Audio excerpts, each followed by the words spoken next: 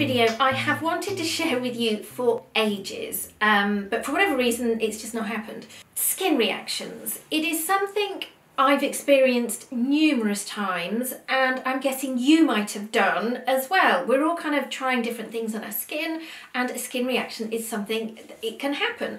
I think I was probably 10 when I had my first skin reaction. I know I'd saved up for you know, back in the 80s, my first beauty product, and the first one that I'd saved up and gone and bought, I had a reaction to it. So that was my first experience. As I've tried things throughout my career, I've had numerous issues and reactions and responses to things. So, you know, I have a personal experience of it, but also then from my clients and questions I get from you guys as well. So I hope this is going to be helpful. So firstly, why do we get skin reactions? It could be that it's an ingredient that your skin just doesn't love. It's a natural response that the body has. It's kind of to highlight to us, I'm not liking that, this is not kind of working for me. So there's this histamine response within the skin, which is very obvious usually, and it can be something really mild or something, you know, a little bit more aggressive as it comes out. It could be an ingredient that your skin isn't liking. It might be something new in a product, it could be a synthetic ingredient, or it could even be a natural ingredient. It doesn't matter. It depends what your body and skin is not liking. So it doesn't necessarily mean that organic skincare is going to eradicate any potential reaction. It might lessen the chance, but it's not going to get rid of it, okay? It could be that you've started some medication for whatever reason that might be, and your body is just responding differently. And if that's the case, it might be a product that you've been loving and using for years, and then just out of the blue, your skin starts responding to it. I know personally, I experienced that during my pregnancies. Products that I'd been using forever, suddenly I couldn't use on my skin. So that was, you know, an example of hormones impacting on how that skin wants to respond. It might be something's out of date. You know, you might have left it on the windowsill in the sunlight and it's just kind of gone over its date. So the formulation, it's not as clean, and the skin is not liking that. So those are a few reasons of why. It might even be, thinking about it from my client's point of view, that actually within a facial we've done quite a strong treatment, maybe some kind of peel, or you know, maybe a fractional type of thing, or a needling. You have to be really careful about what you apply, particularly in that first 48 hours after some type of treatment like that. We don't want any of your kind of synthetic fragrance products or things on the skin, because we've kind of done things and activated the skin, so we just need to tailor it back with what you're then applying to the skin. Okay, so what does a skin reaction look and feel like? Firstly, it might look pink. You've got that extra blood flow and response going on in the skin. You might feel that there's an itchy area. You know, again, we've got that irritation within the skin. Excuse me, this is a dog chewing my makeup brushes. So it might feel itchy. You know, you might even feel tiny little bumps under the skin. If it's a reaction, it's not spots, as in, you know, nothing coming out pustular. Often it's like an irritated, tiny little bumps under the skin that can crop up. It might even be inflamed, you know, dependent on the severity of it. But all these are quite natural responses of the skin going, okay, I'm not liking this, you know, and I'm going to show you and tell you I'm really not liking this. What do we do? So firstly, don't panic. Okay, the skin has an incredible way of healing itself, you know, so this is not going to be long-term damage.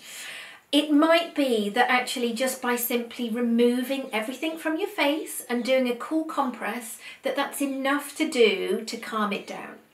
That would be my first step, to be honest. So remove everything. I'd use a damp flannel or cloth or something. We just need to get everything off the skin that might have caused that response. Cool compress, take that heat out of the skin. It might be then that we kind of leave the skin naked for a period of time. Let it just kind of, you know, breathe, do its thing, maybe a night's sleep, and you wake up the next morning, it might be fine. There are a couple of what I'd call rescue products. Ideally now, because the skin has sparked off, I'd be advising that we drop everything out of the skin for a period of time. That might be just, you know, a 12 hours overnight and it's fine. Or if the response is stronger, we might actually have to knock everything out for a few days. And I would go really minimum, tailor the whole routine back, and that's including everything from a cleanse through to your makeup and your primers, okay? We need to take everything out. What I'd call my safe ranges to be using are CeraVe. This is a hydrating cleanser. This is just one of the products for their ranges. Really nice and affordable. You can get it in your local chemist and things. This is a bit of a go-to. You can nip out, very easily get hold of something like this. Another range that is widely available is La Roche-Posay. Often sits next to Avène. The two ranges are similar in their formulations. This particular cream, it's called Cicaplast, a Balm B5. The zinc in it, this is that soothing repair cream. Again, Avène have a very similar, I don't have one here to show you. Both of those ranges, they also have something, it's called a thermal water. It's a fine mist. So if the skin is feeling particularly warm, it needs a bit of hydration when it's irritated, that fine mist is perfect for doing that with as well. So those are my high street go-tos. If you want something from professional ranges, there are a handful that I particularly like. There's a range I use within my treatments called Cosmetics. They have a product called CPR. Whole load of herbs and calming ingredients in there. Great for literally taking down redness and irritation. They also have, it's a hydrating balm. Can't read it because I've used it so much and I've rubbed all the writing off the front. It's a thicker ointment kind of balm. So that's kind of, you know, for, to be honest, both of them, for any kind of skin, but both rescue products. So say we've kind of done all of that and it's not working. I would then, if you are safe, and I'm not a doctor, I'm not prescribing anything, okay, I want to make that clear. If you are fine taking something like a hay fever tablet, you might need to take that antihistamine. We've got a family of hay fever sufferers, so we've always got Piriton in our cupboard. So, you know, as long as you are medically safe to take something like that, you might benefit from taking that maybe for about 3 days. That might in itself be enough to take down that histamine response within the skin, and then it's all fine. I also often will have a hydrocortisone type of cream in our cupboard. You know, we've got a family of kids and everything. We always need these kind of rescue products. So again, if you are safe using that type of thing, you know, if you've got any concerns, I'd always kind of consult your doctor or someone in a chemist first. What if that doesn't work? I was personally in that situation a couple of months ago. I'd had a particular treatment from someone else and I'd woken up the next morning, my face had literally blown up. I know not to panic. I'm more like, I wonder what's caused this. This is intriguing. But I'd done my usual steps. But I actually then had to go to a dermatologist and get a prescribed, stronger steroid cream.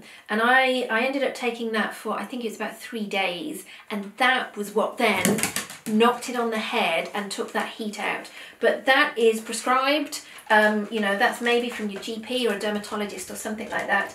They also prescribed a stronger corticosteroid cream. So those two are not for long-term use. They're kind of that, okay, we've tried everything else, it's not working, we need to kind of go a little bit stronger here. So those are potentially for maybe a couple of days use.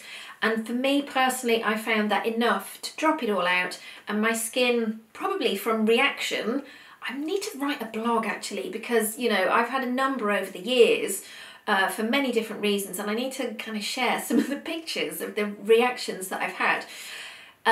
From reaction with this particularly severe episode that I had to actually healing was probably, I'm going to say it's potentially that 7 to 10 days, which is a long period of time. You know, it was calming down definitely from that 7 days once I'd kind of, you know, gone through all of my steps to try.